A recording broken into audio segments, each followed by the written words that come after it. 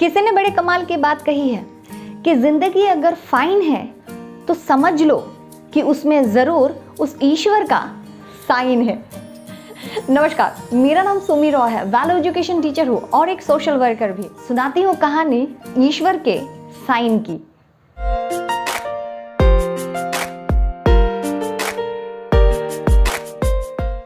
द्रौपदी के स्वयंवर के समय जब अर्जुन प्रतियोगिता में भाग लेने के लिए जा रहे होते हैं तो उन्हें समझाते हुए श्री कृष्ण जी कहते हैं कि हे पार्थ, तराजू पर अपने पैर संभाल कर रखना, संतुलन बराबर हो उसका ध्यान रखना, लक्ष्य मछली की आंखों पर ही हो इसका खास ध्यान रखना, अपने मन और मस्तिष्क को एक ही दिशा पर रखना, जब हवा अनुकूल हो तभी बाण छोड़ना।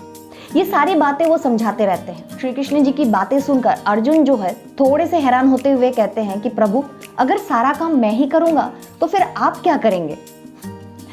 अर्जुन की बातें सुनकर कृष्ण जी मुस्कुराते हुए कहते हैं कि पार्थ, जो तुम नहीं कर सकते वो मैं कर दूंगा।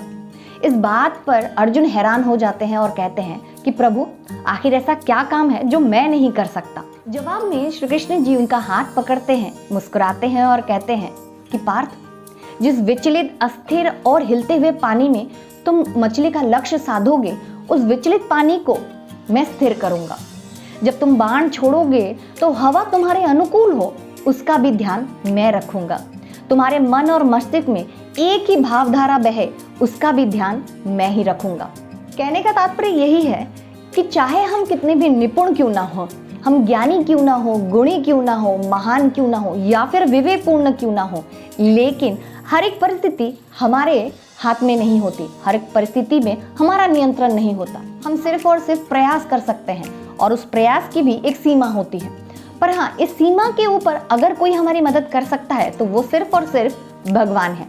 तो इसीलिए कहती हूँ कि अपनी प्रयास पर कभी कमी मत रखिए, लेकिन थोड़ी सी आस्था और थोड़ा सा विश्वास उस ऊपर वाले के ऊपर रखिए। जब भी आपका मन विचलित हो तो उस विचलित मन को शांत करने के लिए ऊपर वाले का दामन जरूर पकड़िए।